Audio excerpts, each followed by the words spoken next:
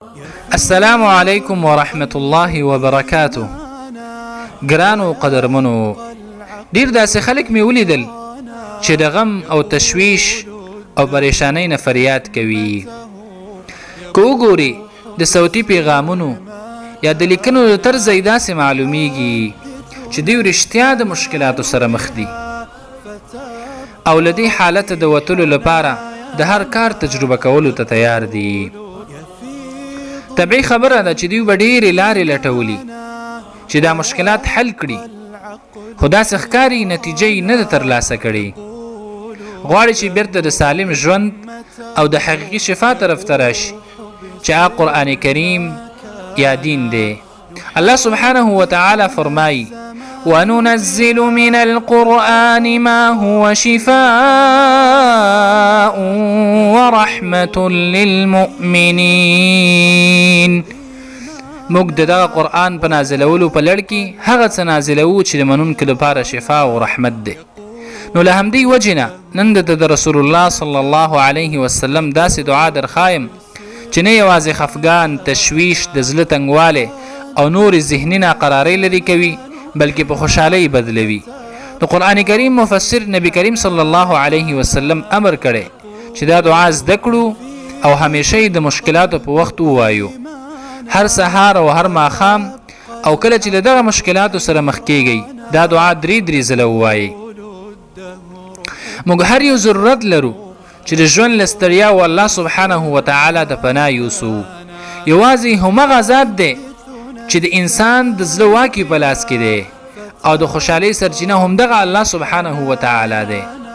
نبی کریم صلی الله علیه وسلم فرمایي دا دعا غم په خوشحالۍ، د زړه تنګوالی په پراخۍ بدلوي او اندېښنې له منځه وړي. هغه دعا دا ده: اللهم انی عبدک وابن عبدک وابن امتک ناصیتی بیدک ماض فی حکمک عدل فی قضاؤک أسألك بكل اسم هو لك سميت به نفسك أو أنزلته في كتابك أو علمته أحدا من خلقك أو استأثرت به في علم الغيب عندك أن تجعل القرآن ربيع قلبي ونور صدري وجلاء حزني وذهاب همي. ترجمه: يا الله زستا بندیم او زوی د بندستایم او زوی د وینځي ستایم، زما سر ستا لاس کې دی، جاری د په ما کې فیصله ستا، د انصاف د په ما کې فیصله ستا.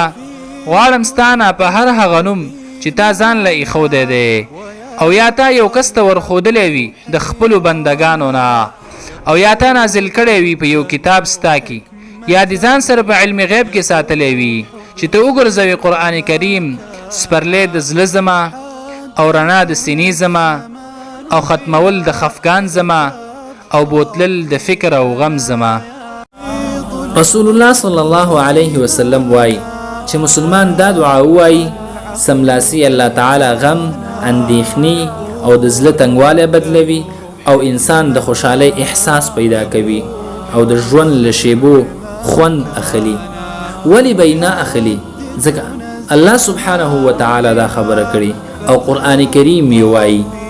درنو ملګرو، کېدای شي ډېر ملګري که همدې مشکلاتو سره مخ وي، که غواړئ دوی له دغه مشکلاتو په امان شي او دا دعا ورسیږي، نو له مهربانۍ له مخې دا ویډیو له خپلو ملګرو سره شریکه کړئ. که غواړئ مهمې اسلامي ویډیوګانې هر وخت ترلاسه کړئ، په یوټیوب کې دا نوم ولیکئ او زما چینل سبسکرایب کړئ. او که غواړئ چې تاسو هم د دین د خپرولو په ثواب کې شامل شئ، د مهربانۍ له مخې دا ویډیو له خپلو ملګرو سره شریکه کړئ. والسلام علیکم.